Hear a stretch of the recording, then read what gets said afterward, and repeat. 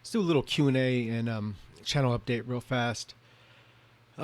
First, I keep getting asked about uh, what my next video on the Culture Thug account is going to be about, or when's it going to come out. And I've been saying like for a month now it's going to be on this book on the Ba'athist Party, but it's things have keep popping up. I keep getting asked to do these responses to these different skeptics, and that's kind of gotten in the way and it slowed that down. I already had wanted to have it out and be on to a different topic, maybe integralism or synarchism or something of that I wanted to get to, but I wanted to get done with the Ba'athist first, especially because I think it's relevant right now. So when I have time, I'm going to push out more of that.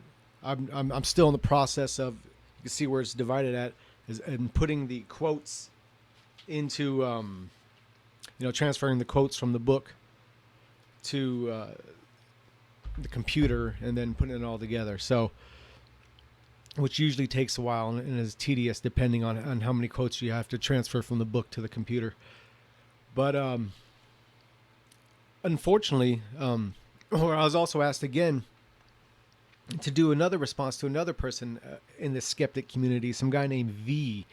And then I get sent another video by this broad name Roaming Millennial. And they're like, oh, reply to this, reply to this. So I think like this will be my last response I do to these people, because I avoided this whole skeptic community forever. And now that I'm forced to sit down and watch some of their videos, it's just confirming why I've stayed far away from these people. I mean, it's fucking making me sick, having to watch these things. And I understand why it frustrates people, but because I don't get it. I'll save the rant for the video I do on that. I wouldn't even go into it now, but I really don't get how these people get the subscribership they get and get people paying them. And on topics like fascism and National Socialism, they're so fucking ignorant that when you see someone so ignorant on something that you know a little something about, then you wonder about how many of the other things are they ignorant on that you don't know much about.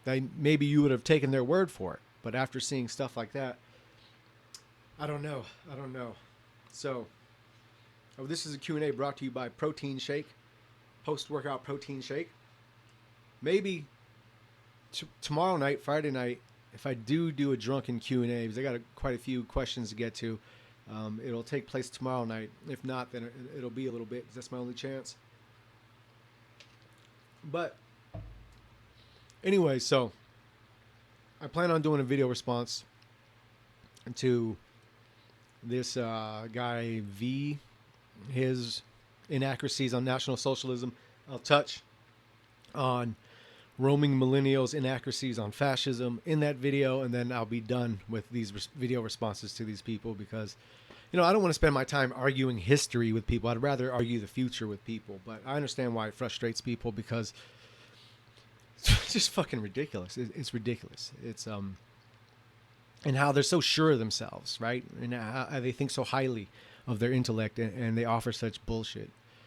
That's an insult in itself. So I would say just unsubscribe from these people. Stop sending me links of what these fuckers are saying. Unsubscribe from them. Don't pay attention to them. They'll fade away. Most of them seem to, be beggars, e-beggars anyways. So fuck them. And plus, intellectuals, pseudo-intellectuals, people who fancy themselves intellectuals, they're useless. They are. There's only one truth in this world, and that's might makes right.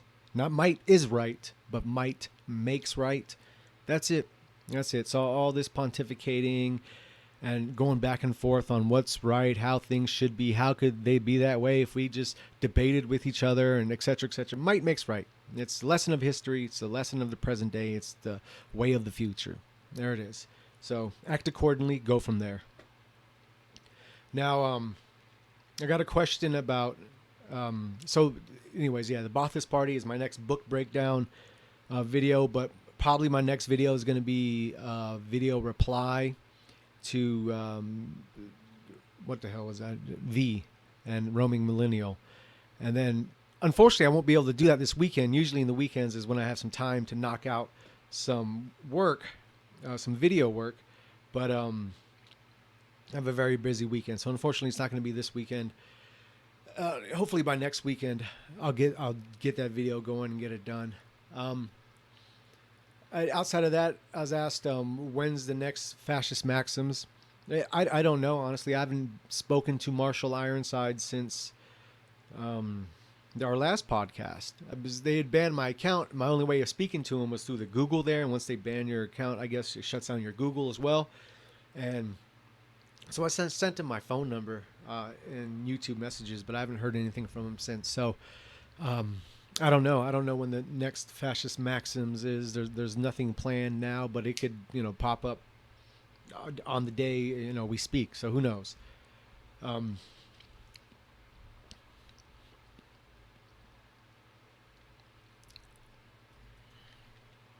I get asked often about the American black shirts and what are my opinions and all this on them. And to be honest, I just think they're internet larpers. I mean, it's cool. They're out there, pushing fascist literature and material.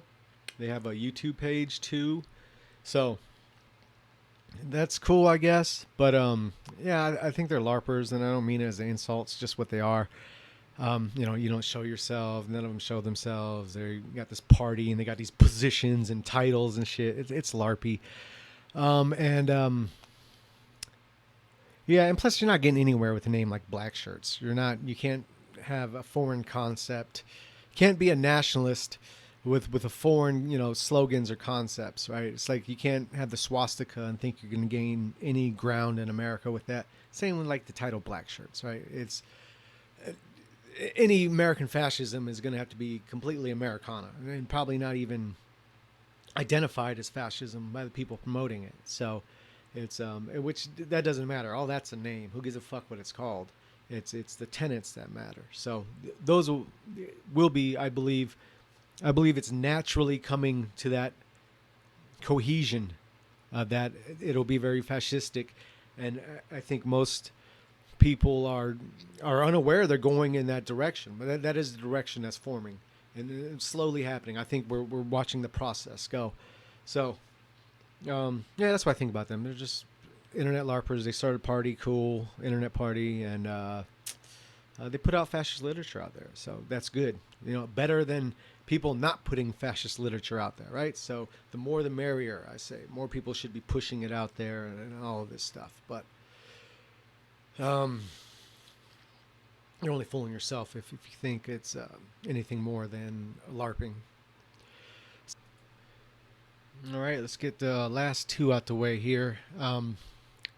Can fascism be corrupted? If so, how can it be avoided?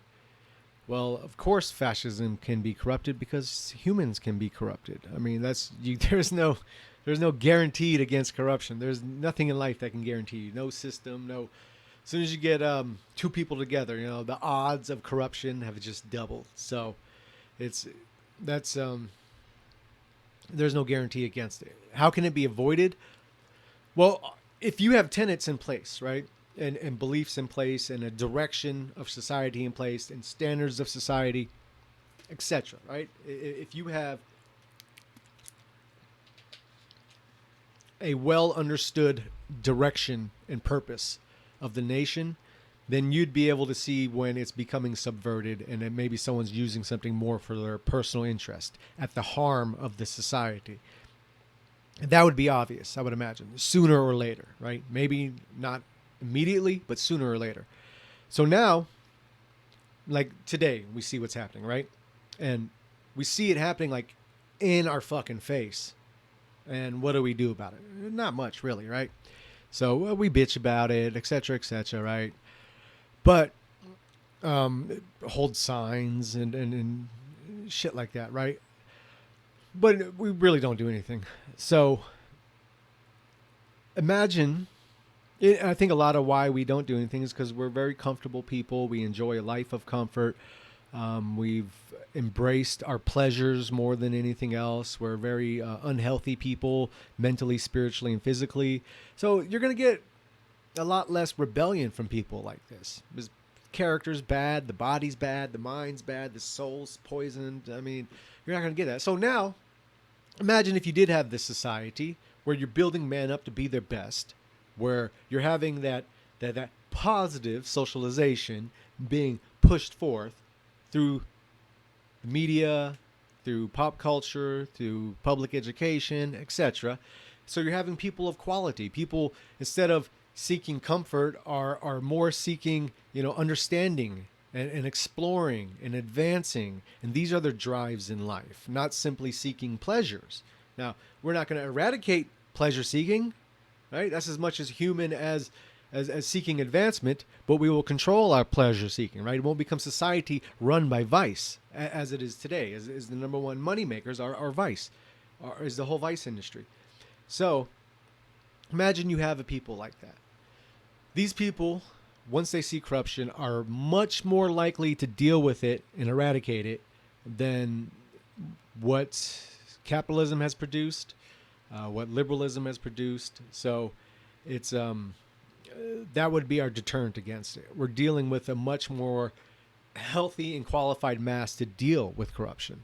So that would be where I think we'd be more likely to revolt against a corruption in that physical and mental space than we are today. And I think, we could see it's blatantly in our faces just how rigged everything is and how bullshit it is and how much they really don't give a fuck about the citizen. And, like 95% of the people mad at the system won't even fucking show themselves to say, hey, look, I'm a citizen who's mad at this, right?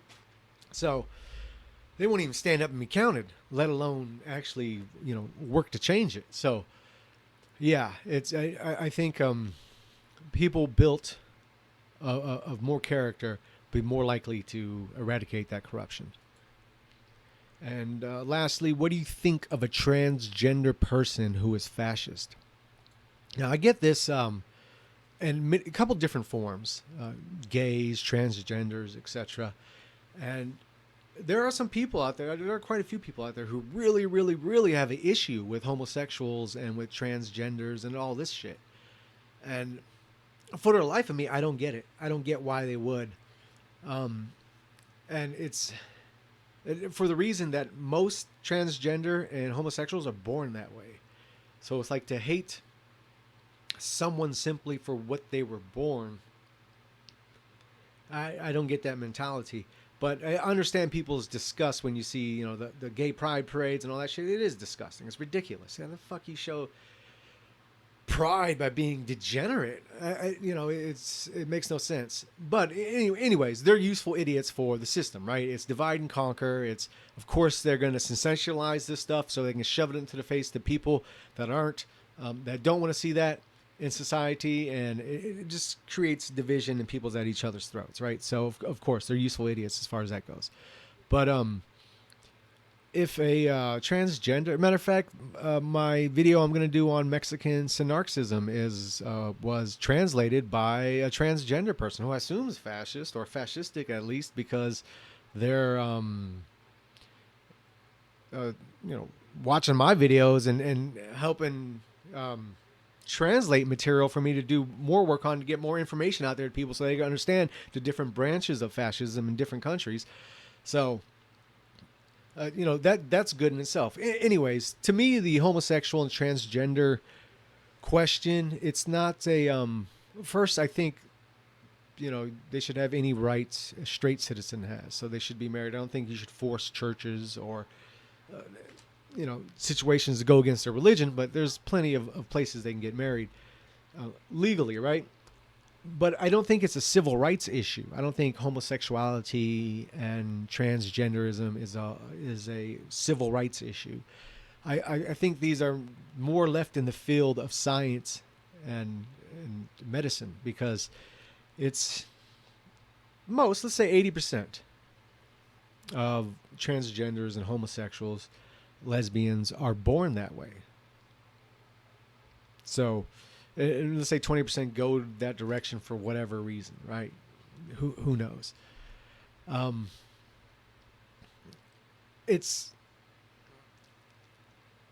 been shown that it comes from abnormalities in brain makeup. And it's too controversial now of an issue to get into for whatever reason. So that's kind of been ignored. But that's the reality of it. So I think it's something science should be allowed to look into, and I think there are cures that could be found. You know, if it's simply inflating a certain nuclei in the brain, or whatever it is, or shrinking one here, you know, whatever it is where the abnormality is that causes this, then science should be allowed to look into it, and then the choice should be made by people. Hey, now you have a choice. If you take this medication, your sexual desire will go towards women. And from gay people I've spoken to, a lot of them would rather be straight. Because, hey, you know, why not? You have kids, you have a family, you reproduce, you kind of do what the species is kind of made to do, and you continue on the line, and et cetera, et cetera. So, to me, it's not even a civil rights issue. But at the same time, it's like, it'd be like discriminating against someone because, you know, they had, I don't know, whatever. They were bipolar, right? So, you know, you say you can't get married to anyone because you're bipolar. You know, they're gay. There's been gays since, you know, close to as long as I'd imagine as there's been heterosexuals, and gays throughout time have contributed, or bisexuals and gays have contributed, you know, to civilization, be it through literature, art.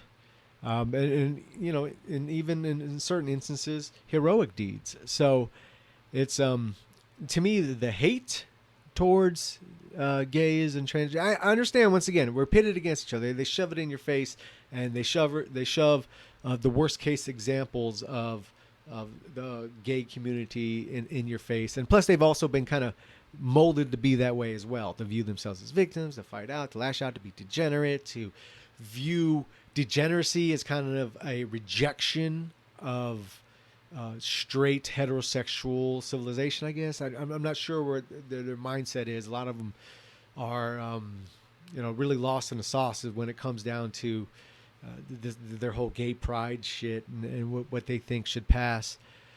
So, but once again, they've been coddled to be that way. So they can easily be deconstructed and reconstructed. So it's yeah, it's no big issue to me. You know, that's what we need, as far as I'm concerned, is more transgender and freaking gay fascists out there, because that completely fucks up the stereotype being put out there, and it'll make people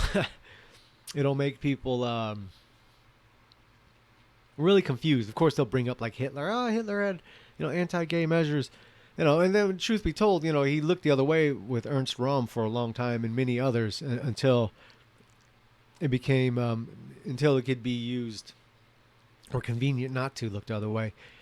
But you know, they'd bring up shit like that to a gay person. But once again, American fascism is not German fascism. It's two different things. We're dealing with two different playing fields here, with two different, you know, sections of players on the field, and we're completely different in America. So American fascism would have to be very different from German fascism in many ways. So that's just the reality of the situation. So yeah, it's no biggie to me. It's more power to you. If you're not a degenerate out there, fucking, I don't even like, you know, when men and women are out there making out in public. So let alone two fucking dudes. So no, that's, you know, if you're gonna be a fucking degenerate or wacko, if you're gonna be like a Milo, fuck off, right? That's not fascist. I mean, if you're really a fascist, a believer, and you know how to conduct yourself, you know what's acceptable, you know what's not acceptable, especially in public. So it's yeah, I got no problem with that if they're real believers. No problem at all. So, like I said, it could be even used for positive propaganda, and it's and open up interesting conversations with people who wouldn't think fascism is something that would be beneficial to them as well. So, yeah, that's my thoughts on that. It's not too big. We got bigger fish to fry, much bigger fish to fry, to worry about all this other shit, all these things that we can never take off because we're too busy, you know, knocking each other out at the legs before we can even before even a real opposition to the system comes about. So, because, whether these retarded, liberal leftists understand it or not, they're not opposition to any system. They're like for the system. They're for international globalism. They're for international capitalism or super capitalism. They're for these things, whether they understand it or not, whether they know it or not. This is what they're fighting for. This is what they're fighting to advance. So they're going to make they're going to bring about the society of the super elite and the dumbed down universal tan man masses that, works just to keep the super elite, and the super elite will dictate how the resources are used throughout the whole planet. And at the and the worst part of it is the super elite are just shitty little merchants and lawyers and slimy little scumbags like that. Not men of vision and character, not men of nobility. No, just these scumbags. So this is what they're fighting for, the useful idiots for that. But it's been past 20 minutes, so we'll wrap up this little quick Q&A. And, maybe we'll do something tomorrow night. I'm not sure, depending how it goes.